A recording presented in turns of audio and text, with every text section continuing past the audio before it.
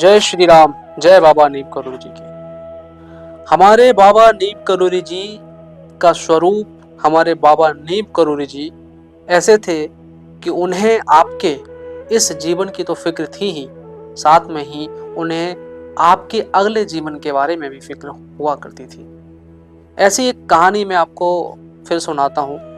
कहानियां भूमियाधार मंदिर की है। जब हमारे गुरुदेव रात्रि में भोजन प्रसाद पाकर सो जाते हैं, अर्धरात्रि में अचानक उनकी नींद खुलती है और अपने सारे सेवकों को और मां ब्रह्मचारी जी को जगाते हैं और सहयोगी संतों को जगाते हैं और अपने मन पसंद कई अलग अलग तरह के व्यंजन बनाने को कहते हैं। उनके भक्त, उनके सहयोगी संत उनसे आग्रह करते हैं कि गुरुदेव महाराज जी, रात काफी हो गई है, आपने रात्रि का तो भोजन पा ही लिया है, अब 2 बजे रात्रि में भोजन करने का हम अर्थ नहीं समझे हैं। इसका क्या अर्थ है?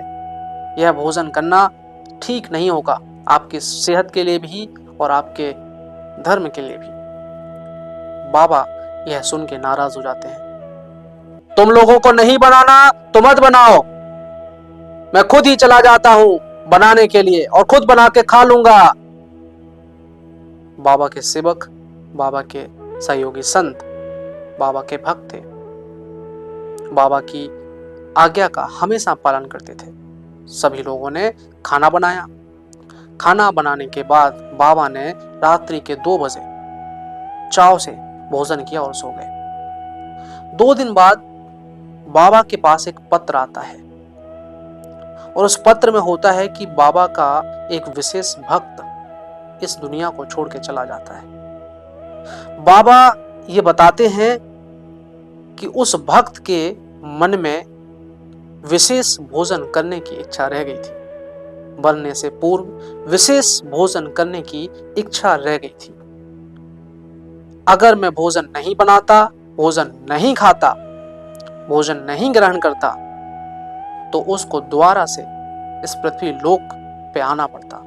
उसकी आत्मा की मोक्षी के लिए मैंने ये भोजन किया है। मुझे मेरे भक्तों के इस जन्म की भी और अगले जन्म की भी चिंता होती है। ऐसे थे हमारे बाबा नीम करोली जी।